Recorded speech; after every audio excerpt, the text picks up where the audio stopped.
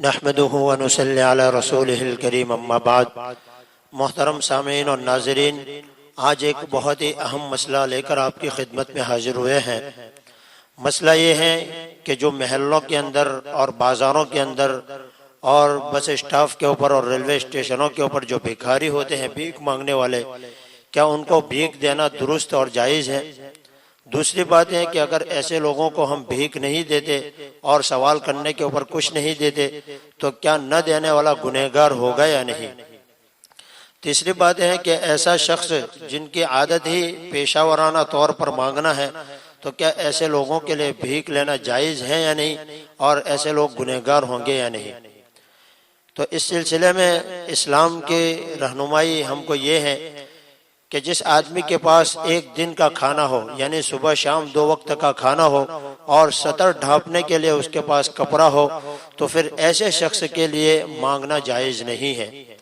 اسی طرح جو آدمی محنت کر کے کمانے کے اوپر قدرت رکھتا ہے، طاقت رکھتا ہے، اس کے اندر یہ طاقت اور سکت ہے کہ وہ محنت کر کے کما کر کھا سکتا ہے، تو ایسے شخص کے لیے بھی مانگ کر کھانا اور بھیک مانگنا، لوگوں سے سوال کرنا جائز نہیں ہے۔ اب رہی بات کہ اگر کسی آدمی کے اوپر واقعتاً فاقہ ہے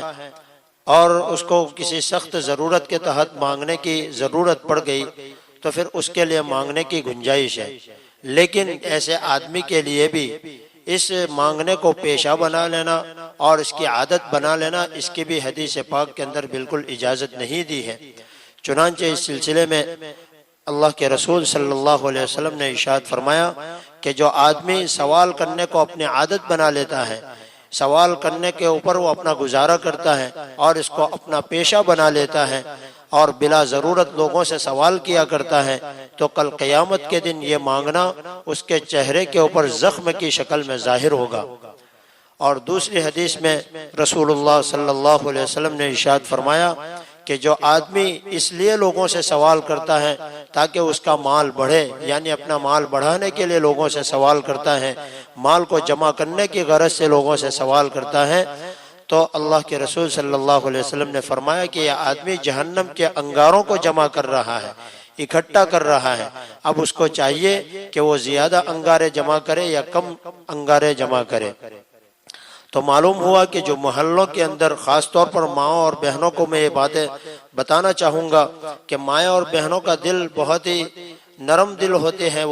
اور وہ چاہتی ہیں کہ کسی بھی فقیر کو اگر اس نے سوال کر دیا تو اس کو واپس بھیجنا، بغیر کچھ دیے ہوئے وہ اس کو جانا پسند نہیں کرتی، اس کو واپس بھیجنا پسند نہیں کرتی۔ حالانکہ ایسا نہیں ہونا چاہیے۔ ہمیں دیکھنا چاہیے کہ آدمی پیشاور بھکاری ہے، اس کو مانگنے کی عادت پڑی ہوئی ہے، تو ایسے لوگوں کی ہمتوں کو توڑنا چاہیے، ایسے لوگوں کی بہت حکمت کے ساتھ اصلاح کرنی چاہیے۔ اور اگر یہ ایسے ہیں کہ وہ کمانے کے اوپر قدرت رکھتے ہیں، محنت کر کے کما سکتے ہیں، تو ایسے لوگوں کو ایسے کوئی راستہ بتانا چاہیے جس کے ذریعے وہ محنت کر کے کما کر لا سکے۔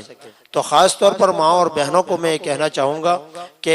ایسا ہرگز نہ سوچیں کہ کسی مانگنے والے کو واپس بھیجنا یہ برا ہے یا گناہ ہے، ہرگز ایسا نہیں ہے، بلکہ ہمیں یہ بتایا گیا حدیث کی روشنی کے اندر، اور فقہائے کرام نے اس کی تشریح کی ہے کہ اگر کوئی آدمی پیشاور بھکاری ہے، جیسے راستوں کے اندر، محلوں کے اندر اور بازاروں کے اندر ایسے اسپیشل بھکاری ہوتے ہیں کہ جن کا کام ہی اور جن کا پیشہ ہی یہی ہوتا ہے کہ مانگتے ہیں اور مال جمع کرتے ہیں، تو فقہائے کرام نے یہ بات بیان کی ہے کہ ایسے لوگوں کو بھیک نہیں دینی چاہیے۔ ہاں، اگر کسی نے ان کو بھیک دے دی اور مانگنے کے اوپر، اس کے سوال کرنے کے اوپر کچھ دے دیا، تو دینے والا گنہگار نہیں ہوگا، البتہ لینے والا ضرور گنہگار ہوگا۔ لیکن ایسے لوگوں کو خاص طور پر دھیان رکھنا چاہیے کہ ایسے لوگوں کو زکوٰۃ یا صدقات واجبہ کی رقم نہیں دینی چاہیے۔ اگر دینا ہی ہے، پہلے تو دینا ہی نہیں چاہیے پیشاور بھکاری کو، اور جن کا کام ہی یہی ہے کہ مانگ کر کھاتے ہیں اور مال جمع کرتے ہیں، تو ایسے لوگوں کو تو دینا ہی نہیں چاہیے۔ لیکن اگر کسی نے دے دیا تب بھی وہ گنہگار نہیں ہوگا، اور اس کو واپس بھیج دیا کچھ دیے بغیر، تب بھی نہ دینے والا گنہگار نہیں ہوگا۔ خلاصہ کلام یہ ہے کہ اگر کوئی آدمی واقعتاً ضرورت ہے اور تحقیق کرنے کے بعد پتہ چلتا ہے کہ واقعتاً وہ ضرورت مند ہے، تو پھر ایسی جگہ کے اوپر آدمی کو چاہیے کہ اپنی استطاعت اور طاقت کے مطابق اس کے اوپر خرچ کرے۔ لیکن جس کے بارے میں یہ بات یقینی طور پر معلوم ہو جائے کہ پیشہ ور بھکاری ہے اور اس کا پیشہ ہی یہی ہے، مانگنا اس کا کام ہے، تو پھر ایسے لوگوں کو نہ دینا چاہیے، نہ دینا بہتر ہے، کیونکہ اس وجہ سے پھر ان کی حوصلہ شکنی ہوگی، اور ایسے لوگوں کی ہمتیں توڑنی چاہیے، حوصلہ شکنی کرنی چاہیے، تاکہ ان کی عقل ٹھکانے آ جائے۔ اس لیے ان باتوں کا خاص طور پر خیال رکھنا چاہیے، اور خاص طور پر گھروں کے اندر سے جو مائیں اور بہنیں ایسے لوگوں کو واپس نہ بھیجنے کو